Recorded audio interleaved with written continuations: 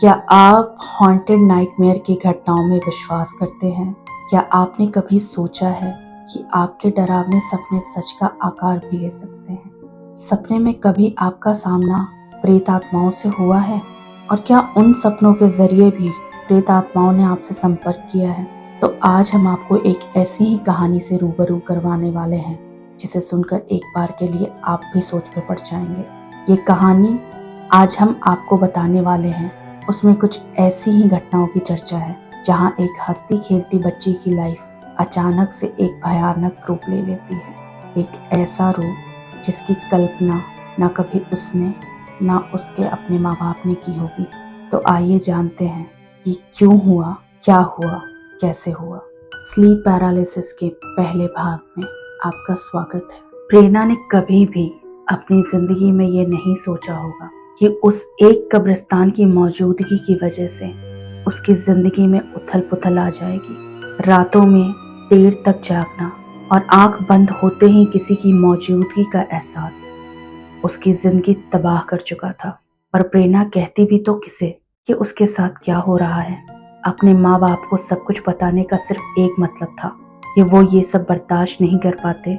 नतीजन प्रेरणा ने चुपचाप रहना सही समझा और धीरे धीरे करके उसके लगभग सारे दोस्त भी उससे अलग हो गए, क्योंकि स्कूल में भी प्रेरणा अब किसी भी एक्टिविटी या पढ़ाई में हिस्सा नहीं लेती थी। चुपचाप एक कोने में बैठी रहती थी।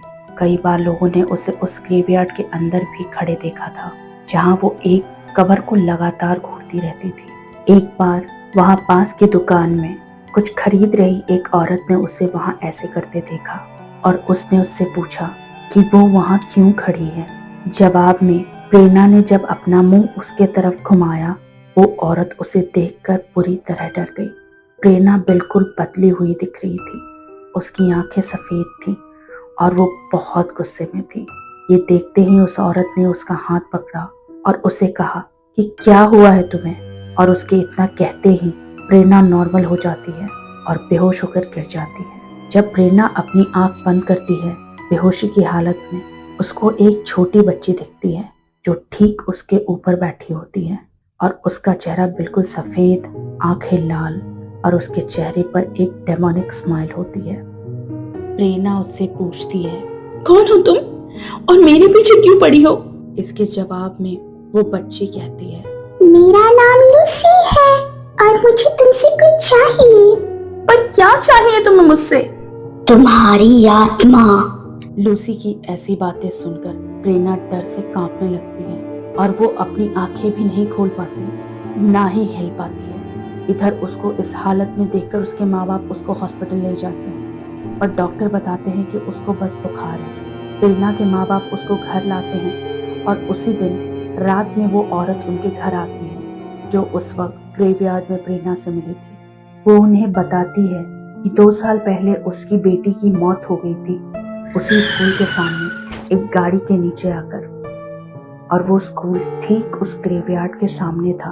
पर अपनी बेटी के मरने के बाद वो औरत इतनी अकेली हो गई थी कि उसने उसको वापस जिंदा करने की सोची और कुछ तांत्रिकों से मिलकर उसने एक रस्म करवाई, जिसके बाद उसने अपने घर में एक रात अचानक से बच्ची की खेलने की आवाज़ें सुनी। उसने देखा कि वो कोई और नहीं, उसकी अपनी बेटी लूसी थी। अपनी बेटी को वापस जिंदा देखकर उसे बहुत खुशी हुई और लूसी धीरे धीरे उसके साथ घुलने मिलने लगी। एक इतवार उसने लूसी से चर्च चलने को कहा। इस पे वो बहुत नाराज हो गई। उसका चेहरा गुस्से में बदलने लगा, जो एक शैतान जैसा दिख रहा था। इस पे लूसी की माँ ने उसको एक क्रॉस दिखाया और उसके बाद वो शैतान पूरी तरह से लूसी के शरीर से बाहर आ गया और वो शैतान उस पे छप गया और वो किसी तरह से अपनी जान बचाकर वहां से चर्च भागी। चर्च जाकर उसने सारी घटना पादरी से बताई और पादरी अपने साथी के साथ उसके घर गए। वहां पर उन्होंने पूजा अनुष्ठान करके उस शैतान को फिर से नरक भेज दिया। उस दिन के बाद कभी भी लूसी की माँ ने लूसी को अपने घर में नहीं देखा, यानी लूसी से नहीं मिल पाई। उस औरत ने प्रेरणा की माँ से पूछा कि प्रेरणा कब ऐसी हरकतें करती हैं, जिस पे प्रेरणा की माँ ने उन्हें बताया कि जब वो नींद में होती है, वो औरत बताती है कि उसकी बेटी को भी ऐसी ही बीमारी लगी थी जिसे स्लीप पैरालिसिस कहते हैं, और अब उसे इस बीमारी का मतलब समझ में आया है जिस बीमारी ने उसकी बेटी की जान ले ली। दोस्तों, हम आपकी जानकारी के लिए आपको बता दें कि स्लीप पैरालिसिस एक ऐसी बीमारी है जहां लोग अपनी नींद में कई बार ऐसी नाइटमेयर्स का सामना करते हैं या ऐसी किसी पैरानॉर्मल एक्टिविटीज को फील करते हैं जिसमें वो किसी तरह की फिजिकल एक्टिविटी नहीं कर पाते, जैसे कि चीखना, चिल्लाना, बोलना या हिलना डुलना। पर स्लीप पैरालिसिस के केस में पैरानॉर्मल एक्टिविटीज का होना या घटना, इन सब चीजों की पुष्टि आज तक नहीं की गई है। उस औरत ने प्रेरणा की मां को बताया कि प्रेरणा की जान सिर्फ तभी बच सकती है अगर उस शैतान को प्रेरणा की नींद में ही मार दिया जाए। और प्लान के अकॉर्डिंग लूसी की मदर चर्च से पादरी को लेकर आती है, जहां पादरी देखता है कि प्रेरणा सो रही है और कुछ ही देर में वो अपने बिस्तर पर डर से कांपने लगती है। पादरी वहां होली वाटर से उसके ऊपर क्रॉस बनाते हैं, जिसके बाद लूसी उसके शरीर से बाहर आती है। कौन हो तुम और इस बच्ची को क्यों परेशान कर रही हो? मैं लूसी हूँ। लूसी के भेष में शैतान आत्मा हो तुम। और ये बताओ, क्यों कब्जा कर रखा है इस लड़की के शरीर पे?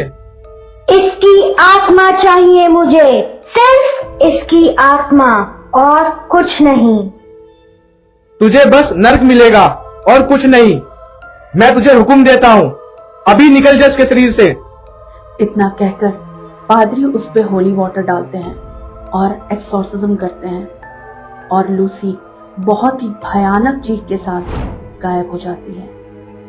प्रेरणा अगली सुबह जब उठती है तब उसके पेरेंट्स उसको सब कुछ बताते हैं, और कुछ दिनों में प्रेरणा पूरी तरह ठीक हो जाती है। उसके पेरेंट्स उसको दूसरे स्कूल में एडमिशन दिलवा देते हैं। अपनी बेटी के लिए इससे ज़्यादा अच्छा सोल्यूशन उनको और कुछ भी नहीं लगा, क्योंकि उन्हें लूसी का वो भयानक चेहरा अब तक याद